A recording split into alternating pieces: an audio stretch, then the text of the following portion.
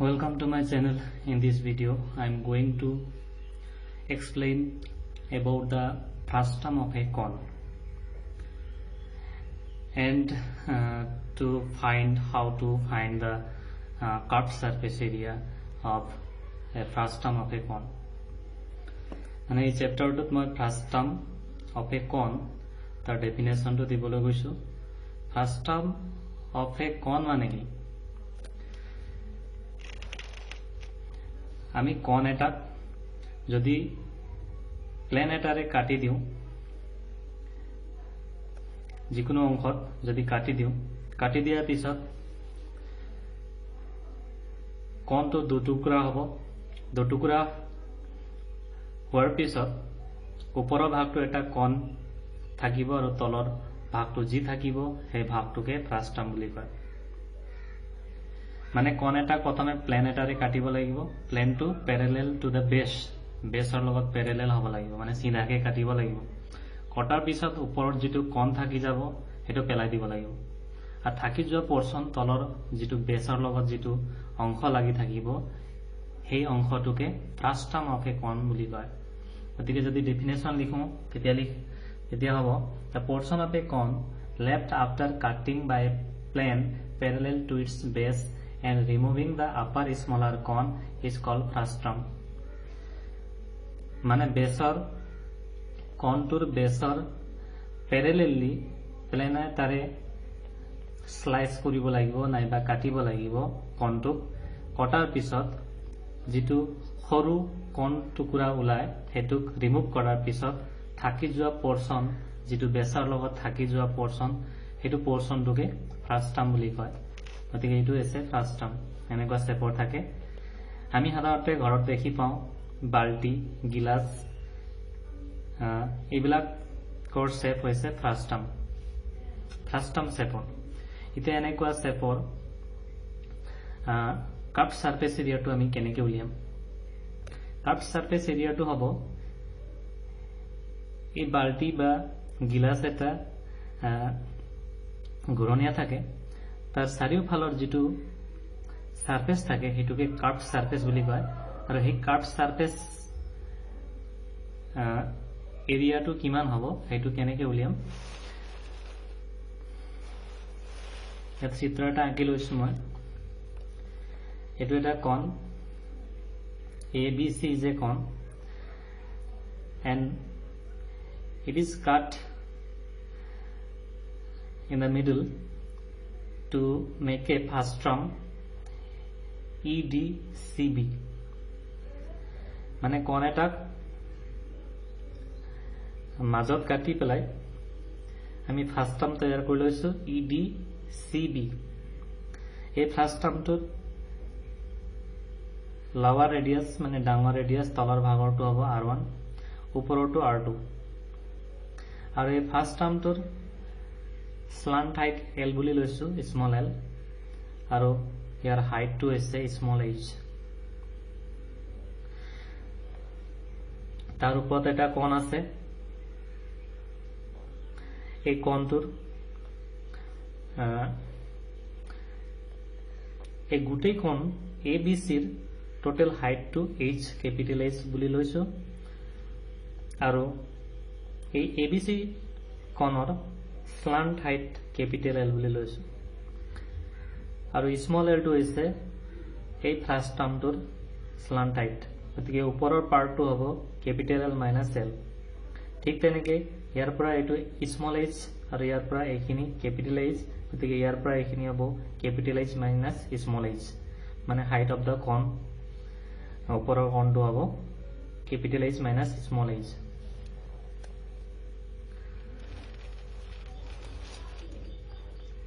এই ওপৰৰ চিত্ৰটোৰ পৰা আমি দুটা ট্ৰায়াঙ্গেল লৈছো ট্ৰায়াঙ্গেল AND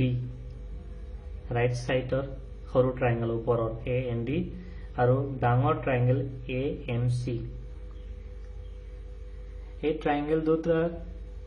আমি কম্পেয়াৰ কৰিলে দেখা পাম যে এংগল AND এই এংগলটো 90 ডিগ্ৰী হয় আৰু AMC A angle to 90 degree আৰু এংগুল এ এইটো ট্ৰায়াঙ্গলৰ কাৰণে এইটো এংগুল জি হ'ব আৰু ডাঙৰ ট্ৰায়াঙ্গলটোৰ কাৰণে এইটো সেম এংগুল হ'ব গতিকে angle A equal to angle A this is the common angle so আমি দেখিলো দুটা ট্ৰায়াঙ্গলৰ দুটা এংগুল সমান হৈছে তাৰপৰা আমি ক'ব পাৰিম যে বাই এ angle law of similarity the triangle AND and triangle AMC are similar দুটা ট্ৰায়াঙ্গল সিমিলাৰ হোৱাৰ পিছত তাৰ কৰেসপন্ডিং সাইড বিলাক কৰ ৰেশিও ইকুৱেল হয় the corresponding side AN or corresponding হ'ব AM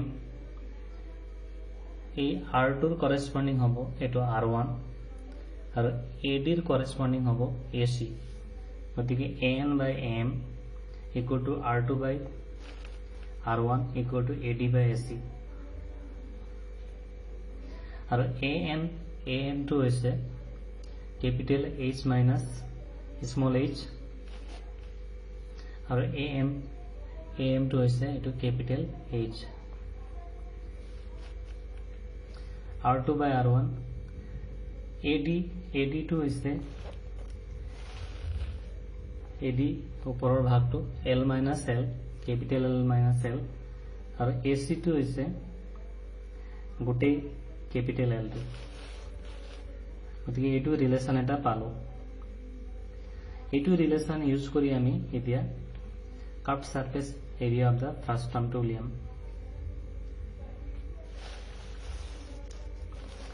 the curved surface area of the first term will be equal to the curved surface area of the cone ABC minus curved surface area of the cone AED ওপৰৰ এই first term EDBC ৰ curved surface area টো কি হ'ব গোটেই ডাঙৰ কনটোৰ curved surface area minus ওপৰৰ সৰু কনটোৰ curved surface area গতিকে ডাঙৰটোৰ পৰা ওপৰটো মাইনাস কৰি দিলে মাজত থাকি যোৱাখিনি যি হয় এটো হ'ব ফাৰ্স্ট টাৰ্মৰ curved surface area value put কৰিছো কোন ABC ৰ কাৰ্ভড সাৰফেস এৰিয়া পাই R1 * L কাৰণ ইয়াৰ কাৰণে ৰেডিয়াস আছিল R1 আৰু স্লান্ট হাইট আছিল L মাইনাস AED কোণৰ কাৰণে pi into R2 into radius আৰু slant height to L minus L এটো ব্ৰেক কৰি দিছো এটো প্লাস হ'ব ইয়াত capital L যেহেতু আমি ফার্স্ট টাৰ্মৰ কাৰ্ভড সাৰফেস এৰিয়া উলিয়াব গৈছো গতিকে তাত capital L ৰ দৰকাৰ নহয় কাৰণ আমি স্মল l টোকে স্লান্ট হাইট বুলি লৈছিলো গতিকে capital L ৰিমুভ কৰিবৰ কাৰণে আমি এই ৰিলেশনটো ইউজ কৰিম যত ৰেডিয়াস আৰু স্লান্ট হাইট আছে এই ৰিলেশন এই দুটাৰ পৰা আমি ইউজ কৰিম এই দুটাৰ পৰা আমি ক্ৰস মাল্টিপ্লাই কৰিলে পাম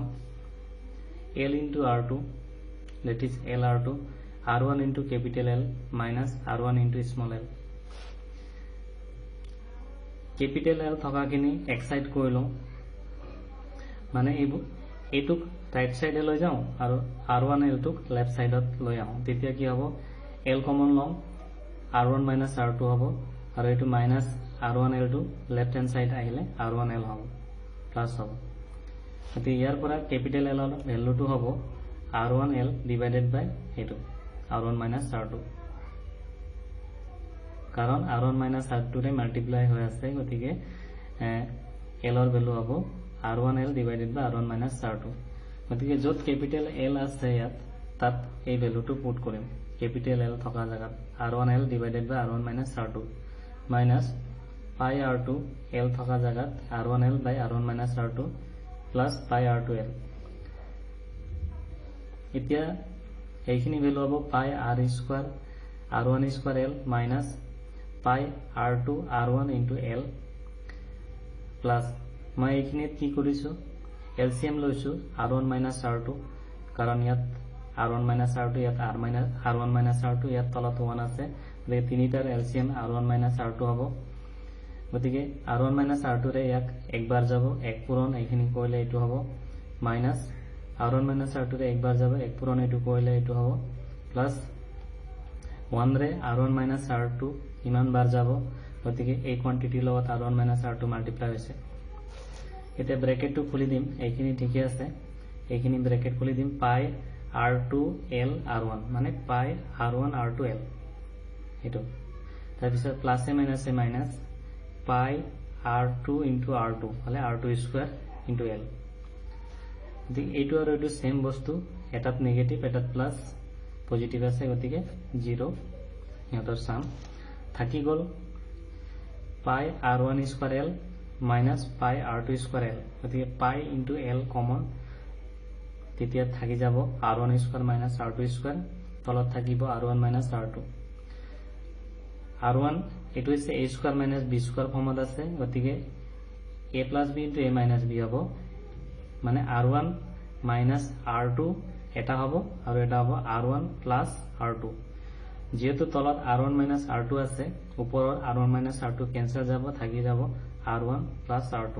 গতিকে থাকি যোৱা কোয়ান্টিটি হ'ব পাই into l into r1 plus r2। গতিকে এইটোই হ'ব cut surface area of the first term. ইয়াত কি কি আছে, পাই আছে, এল মানে slant height of the first term, তাৰপিছত এইটো r1 তলৰ বেছত থকা ৰেডিয়াসটো, বেছৰ ৰেডিয়াসটো প্লাস r2 ওপৰৰ টপত থকা এৰিয়া ৰেডিয়াসটো। গতিকে আমি পালো কি cut surface area of the first term equal to pi into l into r1 plus r2। Cut surface area পোৱাৰ পিছত এটা total surface area of the first term to কি হ'ব, কাট সাৰফেস এৰিয়া প্লাস ওপৰত এটা সাৰ্কেল আছে আৰু তলত এটা সাৰ্কেল আছে, গতিকে তলত থকা সাৰ্কেলটোৰ এৰিয়া হ'ব পাই r1 স্কয়াৰ প্লাস ওপৰত থকা সাৰ্কেলটো হ'ব পাই r2 স্কয়াৰ, আৰু এইটো হৈছে বডিটো, বডি যেটো ফাৰ্স্ট টাৰ্মৰ কাট সাৰফেস চাৰিওফালৰ যেটো সাৰফেস এৰিয়া আছিল এইটো, আৰু এইটো ওপৰৰ এইটো তলৰ সাৰ্কুলাৰ এৰিয়া, এইটো ওপৰৰ সাৰ্কুলাৰ এৰিয়া, গতিকে গোটেইখিনি মিলি total surface area of the first টাৰ্মটো হৈছে। গতিকে ভ্যালু পুট কৰো pi into l into r1 plus r2 plus pi r1 square plus pi r2 square. This is the total surface area of the first term of a cone. Thank you for watching.